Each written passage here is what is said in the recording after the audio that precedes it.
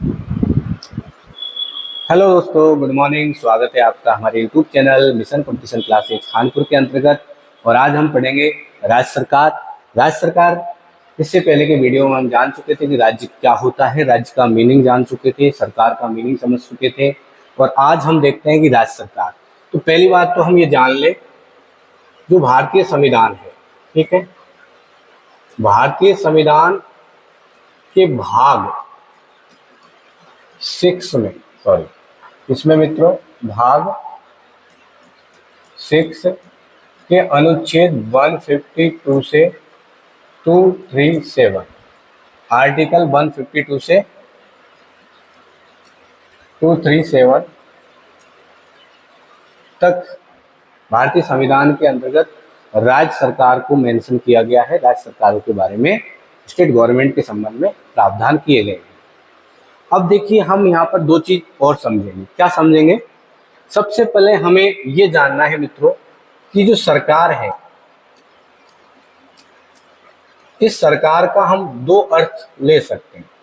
एक तो संकीर्ण रूप में सरकार किसे कहते हैं, संकीर्ण अर्थ, और एक हम जानेंगे व्यापक अर्थ। ठीक है, तो आपको मैं ये बता दूं कि सरकार के कुछ अंग जो है ना, सरकार के अंग आप भी जानते हैं। सरकार के अंग कितने हैं? 3 हैं। कितने अंग हैं सरकार के? 3। एक तो है कार्यपालिका, ठीक है, एक आपके होती है विधायिका, जिसे हम व्यवस्थापिका भी कह सकते हैं, और राज्यों के अंतर्गत अगर बात करें तो राज्य विधानमंडल भी कह सकते हैं। ठीक है, एक होती है आपके न्यायपालिका। तो अब यहाँ ये समझो, आप देखिए क्या समझोगे, मैं आपको बताऊं। यहाँ देखिए, संकीर्ण अर्थ में सरकार का सीधा सीधा जो अर्थ लिया जाता है, सरकार का जो मीनिंग लिया जाता है, वो सीधा सीधा किससे लिया जाता है? कार्यपालिका से। किससे लेते हैं? कार्यपालिका से। क्यों? क्योंकि सीधी सी अगर बात है, जैसे विधानसभा के चुनाव होंगे, और विधानसभा के चुनाव होते ही, जैसे चुनाव होते हैं, रिजल्ट आता है, उसके बाद ये तो तय हो जाता है कि सरकार किस पार्टी की बनेगी। पर आप ये मुझे बताइए कि जैसे विधानसभा के चुनाव होते हैं, तो क्या विधानसभा के चुनाव होते ही, यानी कि जो विधायक चुन लिए जाते हैं, उनसे सरकार का निर्माण होता है क्या? नहीं। सरकार के लिए हम क्या करते हैं? राज्यपाल किसी भी पार्टी का जो बहुमत है, उसके बहुमत दल के नेता को वो मुख्यमंत्री नियुक्त करता है। ठीक है, उसके मुख्यमंत्री पद की शपथ दिलाता है। और मुख्यमंत्री क्या करेगा? कुछ मंत्रियों की, यानी कि कुछ विधायकों की लिस्ट राज्यपाल को सौंपेगा, और राज्यपाल उनको मंत्री पद पर नियुक्त करेगा। जैसे ही मंत्रिपरिषद का गठन होगा, एक तरीके से मान लिया जाएगा कि सरकार बन चुकी है। हालांकि सरकार बनने के प्रोसेस ऐसे हैं, जैसे ही मुख्यमंत्री को शपथ दिलाई गई, मुख्यमंत्री के द्वारा मंत्रिपरिषद का गठन किया गया, उसके बाद विश्वास प्रस्ताव लाया जाता है। विश्वास प्रस्ताव पारित होने के बाद ही एक तरीके से जो सरकार बनी है वो सुचारू रूप से काम करती है। तो सीधा सीधा जो संबंध है, संकीर्ण अर्थ में अगर देखा जाए, नॉर्मली में अगर देखा जाए, तो हम सरकार का अर्थ किससे लेते हैं? इस कार्यपालिका से लेते हैं। और इस कार्यपालिका के अंतर्गत हम देखो किस किस को शामिल करेंगे। सबसे महत्वपूर्ण अंग कार्यपालिका का होता है, वो होता है राज्य, स्टेट गवर्नमेंट में राज्यपाल। क्यों?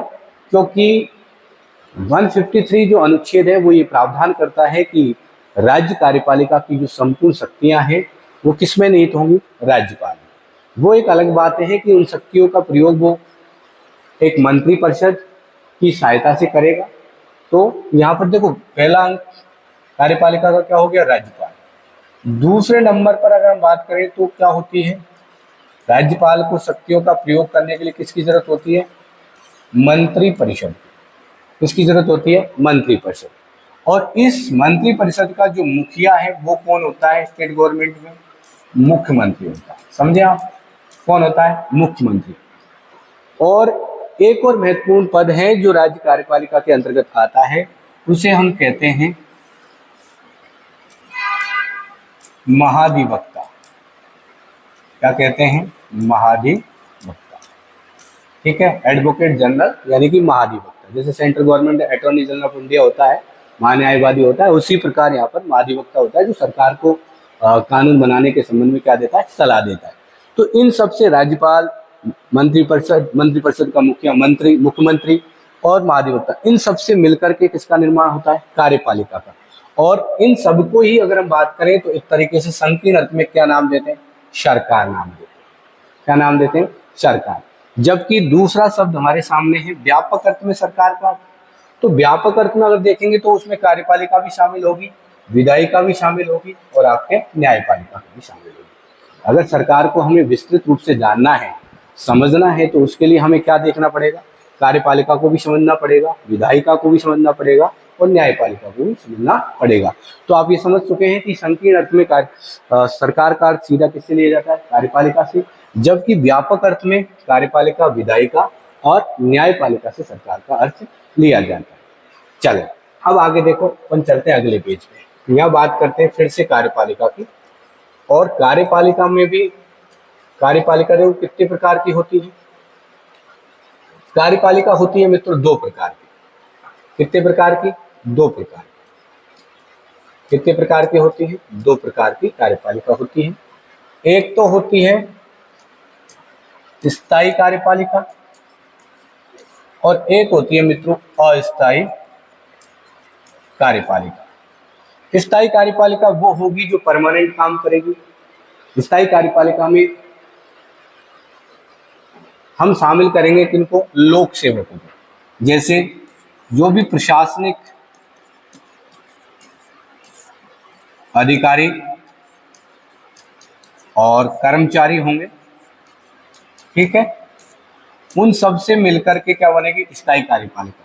क्योंकि ये जितने भी प्रशासनिक अधिकारी और कर्मचारी हैं, एक बार इनकी जब नियुक्ति हो जाती है, क्या हो जाती है, नियुक्ति, तो ये परमानेंट, जब तक सेवानिवृत्ति की आयु इनकी नहीं होती तब तक वो अपने पद पर कार्य करते हैं, यानी कि लगातार अनवरत रूप से वो उस पद पर कार्य करते हैं।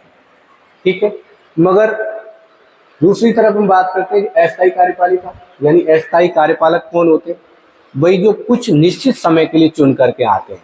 जैसे हम चुनाव के द्वारा, जैसे स्टेट गवर्नमेंट में विधानसभा के चुनाव होते हैं और विधानसभा से ही हम कुछ मंत्रियों का क्या करते हैं, चयन करते हैं, और उन मंत्रियों में से एक मंत्री मुख्यमंत्री होता है, यानी कि एक मंत्री परिषद का जो निर्माण होता है। तो वो मंत्री परिषद में जितने भी मंत्री आए हैं तो वो परमानेंट नहीं है, वो 5 साल के लिए जो सरकार बनी है तो सामान्य तौर पर कितने साल के लिए, 5 साल के लिए। कहने का मतलब सरकार 5 साल के लिए बनती है, हर 5 साल में बदलती है। तो जो कार्यपालक हैं, यानी कि जो मंत्री परिषद है, यानी कि जो मंत्री परिषद है, मंत्री परिषद है, ठीक है, ये ही एक तरीके से इस मंत्री परिषद में जो मंत्री हैं उन्हीं को हम एक तरीके से क्या कह सकते हैं, अस्थायी कार्यपालक कह सकते हैं। राज्यपाल का भी ऐसा पद है कि वो सामान्य तौर पर 5 वर्ष राष्ट्रपति के द्वारा वो नियुक्त किया जाता है, जब चाहे राष्ट्रपति उसे पद से हटा सकता है, वो एक अलग बात है। मगर यहाँ पर हम देखेंगे अस्थायी कार्यपालिका का मतलब किससे है, जो कि एक निश्चित समय के लिए चुने जाते हो, ठीक है, वो अस्थायी कार्यपालक होते हैं। और स्थायी कार्यपालिका से मतलब जो कि एक स्थायी, यानी कि नियुक्ति के बाद वो सेवानिवृत्ति की आयु तक अपने पद पर बने रहते हैं। जैसे प्रशासनिक अधिकारी कर्मचारी, आईएएस, आईपीएस, आईआरएस, ये सारे जो प्रशासनिक कर्मचारी हैं जो सरकार को अप्रत्यक्ष रूप से चलाने का कार्य करते हैं, वो किसके अंतर्गत आएंगे, स्थायी कार्यपालिका के अंतर्गत।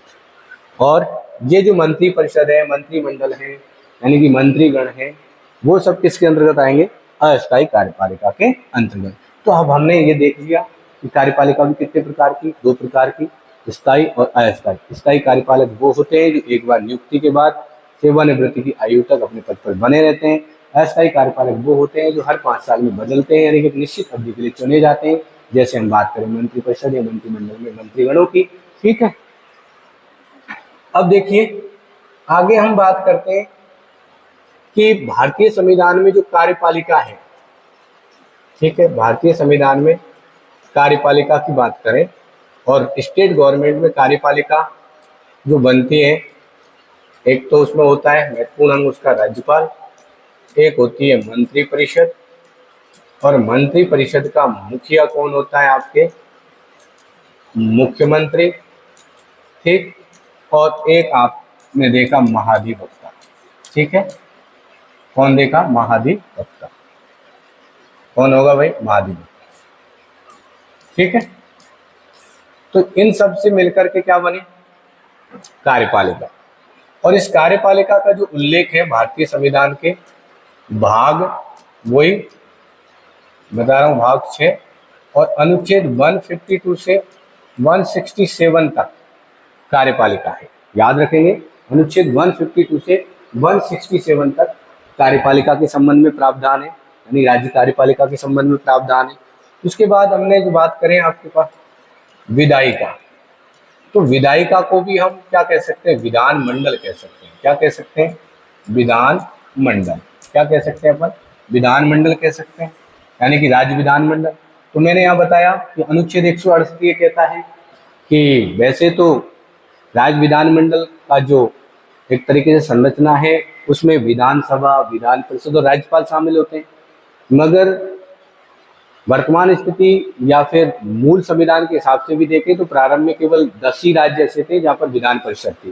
बाकी सभी राज्यों में विधानसभा और राज्यपाल से मिलकर के राज्य विधानमंडल का क्या होता था, गठन होता था। कहने का मतलब कि जो विधानमंडल है, राज्य विधानमंडल, वो क्या हो सकता है, एक सदनात्मक भी हो सकता है और ज्यादातर में एक सदनात्मक है, और क्या हो सकता है, द्विसदनात्मक भी हो सकता है। और आपको पता है कि वर्तमान में केवल 6 राज्य ऐसे हैं जहाँ पर विधान परिषद है, यानी कि द्विसदनात्मक विधानमंडल है। तो यहाँ देखें कि विधायिका या राज्य विधानमंडल, देखो यहाँ पर विधानसभा होगी, एक तो विधानसभा होगी, एक अंग होगा उसका विधान परिषद, ठीक है, और एक अंग होगा, महत्वपूर्ण अंग होगा राज्यपाल।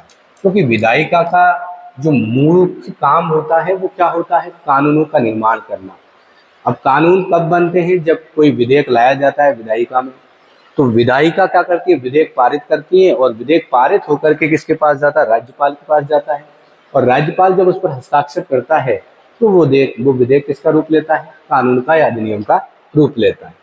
तो यहाँ पर अगर हम बात करें तो इनका जो उल्लेख है ये भी संविधान के, वही याद रखना, भाग वही 6, कौन सा भाई, भाग 6 कि वही अनुच्छेदों की बात करें, अनुच्छेद, तो यहाँ याद रखोगे अनुच्छेद 168, कितना, 168 से 212 मतलब 213, कितना है, 213, क्योंकि 213 में क्या है, राज्यपाल के पास अध्यादेश जारी करने की शक्ति। ये राज्यपाल है, ये अनुच्छेद 213 के तहत क्या करता है, अध्यादेश जारी करता है। अध्यादेश होता क्या है, कब जारी किया जाता है, इन सब के बारे में हम उसी समय देखेंगे जिस समय हम इसका विस्तार से अध्ययन करेंगे। यहाँ पर केवल आपको सामान्य सी बातें बताई जा रही है, ठीक है। तो ये राज्य विधानमंडल के बारे में भी अगर हम बात करें तो राज्य विधानमंडल का जो उल्लेख है वो अनुच्छेद 168 में है। किसमें है, अनुच्छेद 168 में, ये याद रखोगे। उसके बाद हमारे पास सरकार का जो तीसरा अंग बचा है वो है न्यायपालिका। और न्यायपालिका में हम स्टेट गवर्नमेंट में जो पढ़ते हैं वो पढ़ते हैं हाई कोर्ट, यानी कि उच्च न्यायालय, और उच्च न्यायालयों के नीचे होते हैं अधीनस्थ न्यायालय। क्या होते हैं, अधीनस्थ न्यायालय। अब अधीनस्थ न्यायालयों में आपके आते हैं तो डिस्ट्रिक्ट कोर्ट है ना, सिविल कोर्ट है, फौजदारी न्यायालय है, दीवानी न्यायालय है, इस तरीके से। तो यहाँ पर देखिए इस न्यायपालिका के बारे में भी बात करते हैं तो इसका जो वही भारतीय संविधान के कितना हो गया, भारतीय संविधान के वही भाग 6, अब अनुच्छेद 214 से 237 तक, ठीक है। हाईकोर्ट के बारे में प्रावधान 214 से 232 तक है, 214 यानी 214 से 232 तक हाईकोर्ट के बारे में प्रावधान है। और 233 से लगाकर 237 तक डिस्ट्रिक्ट कोर्ट जो अधीनस्थ न्यायालय उनके बारे में प्रावधान है। तो इस प्रकार से हमने एक मोटा मोटा खाका इसका देखा। फिर से हम वापस चलते हैं। देखिए मैं आपको फिर से बता दूं, यहाँ पर देखिए राज्य सरकार के बारे में हम पढ़ रहे थे और राज्य सरकार के बारे में देखा कि संविधान का भाग 6 के अनुच्छेद 152 से 237 तक स्टेट गवर्नमेंट के बारे में भारतीय संविधान में प्रावधान किया गया है। यहाँ पर हमने सबसे पहले जाना कि सरकार, और सरकार का अर्थ हम पहले जान चुके थे कि किसी राज्य के अंतर्गत शासन का संचालन करने वाली संस्था को सरकार कहते हैं। तो यहाँ पर हमने इसका संकीर्ण अर्थ जाना। संकीर्ण अर्थ जो सरकार का लिया जाता है किससे? सीधा सीधा कार्यपालिका से। और कार्यपालिका के अंतर्गत हम राज्यपाल, मंत्रिपरिषद का मुखिया, मुख्यमंत्री और महाधिवक्ता इनको क्या करते हैं? शामिल करते हैं। ठीक है, ये जाना। फिर उसके बाद हमने जाना कि व्यापक अर्थ में सरकार का अर्थ किससे लेते हैं? कार्यपालिका, विधायिका और न्यायपालिका, इन तीनों से ही सरकार का अर्थ लिया जाता है। कहने का मतलब न्यायपालिका भी सरकार के अंतर्गत है, कार्यपालिका भी और विधायिका भी। ठीक है, उसके बाद हमने जानने का प्रयास किया कि कार्यपालिका कितने प्रकार की होती है? 2 प्रकार की। एक तो होती है स्थायी कार्यपालिका और एक जो होती है अस्थायी कार्यपालिका। स्थायी कार्यपालिका का मतलब ये है जो कि शासन को सुचारू रूप से लगातार चलाएं, यानी कि जो एक बार नियुक्ति, जिनकी अपॉइंटमेंट हो जाए, नियुक्ति हो जाए और उसके बाद वो परमानेंट जब तक सेवानिवृत्ति की आयु है उनकी तब तक वो उस पद पर बने रहें। जैसे कि प्रशासनिक अधिकारी और कर्मचारी, जैसे आईएएस होता है, आईपीएस होते हैं, उनके नीचे जितने भी प्रशासनिक अधिकारी कर्मचारी काम करते हैं वो परमानेंट सरकार को चलाते हैं। ठीक है, वो एक अलग बात है कि हर 5 साल में एक अस्थायी सरकार बनती है, हर 5 साल में सरकार बदलती है। तो वो जो अस्थायी सरकार है उसके अंतर्गत हम मंत्रिपरिषद को यानी मंत्रियों को शामिल करेंगे, क्योंकि ये परमानेंट नहीं होते, ये प्रत्येक 5 साल में क्या होते रहते? बदलते रहते हैं। तो वो किसके अंतर्गत आएगी? अस्थायी कार्यपालिका के अंतर्गत। उसके बाद हमने देखा कि कार्यपालिका अलग अलग हम बात करें तो कार्यपालिका का भी देखो भाग 6 में संविधान के 152 से 167 तक इसका उल्लेख किया गया है, जिसमें राज्यपाल पढ़ेंगे, मंत्रिपरिषद और मुख्यमंत्री पढ़ेंगे और साथ ही में हम महाधिवक्ता भी पढ़ेंगे। उसके बाद देखो हमने देखा कि अनुच्छेद 168 ये कहता है कि ये जो विधायिका है इसे विधानमंडल भी कह सकते हैं, यानी स्टेट और राज्य विधानमंडल भी कह सकते हैं। तो राज्य विधानमंडल के बारे में प्रावधान है अनुच्छेद 168 में कि राज्य विधानमंडल एक सदनात्मक भी हो सकता है और द्वि सदनात्मक भी हो सकता है। ज्यादातर राज्यों में क्या है? एक सदनात्मक है। कुछ ही राज्य ऐसे हैं, इनके बारे में भी आगे चर्चा कर लेंगे, कुछ ही राज्य ऐसे हैं जिनमें कि द्वि सदनात्मक विधानमंडल है। वर्तमान में 6 राज्य हैं। ठीक है, तो विधायिका में भी हम किसको शामिल करेंगे? तो विधानसभा, विधान परिषद और राज्यपाल से मिलकर के ये विधानमंडल का निर्माण होगा। मगर आपसे ये पूछा जाए कि राजस्थान में विधानमंडल का गठन किस प्रकार से है, तो राजस्थान में केवल विधानसभा, राज्यपाल से मिलकर ही राज्य विधानमंडल का गठन होता है। ठीक है, और इसके बारे में भी जो भारतीय संविधान के भाग 6 में वही अनुच्छेद 168 से 213 तक प्रावधान है। उसके बाद हमने देखा कि न्यायपालिका, और न्यायपालिका के अंतर्गत हम राज्यों में पढ़ते हैं हाईकोर्ट, उच्च न्यायालय और उसके अधीनस्थ न्यायालय, जिसमें संविधान के भाग 6 में 214 से 237 तक न्यायपालिका के संबंध में क्या किया गया है? प्रावधान किया गया। तो इस प्रकार से हमने मोटी मोटी जानकारी इसके बारे में प्राप्त की। अब कल हम देखेंगे, स्टार्ट करेंगे जो पहला अंग है सरकार का, कार्यपालिका, उसके बारे में विस्तार से चर्चा करेंगे। जय हिंद, जय भारत मित्रों। और अच्छा लगे तो आप चैनल को सब्सक्राइब कर लेना और अपने मित्रों में शेयर कर देना। जय हिंद, जय भारत।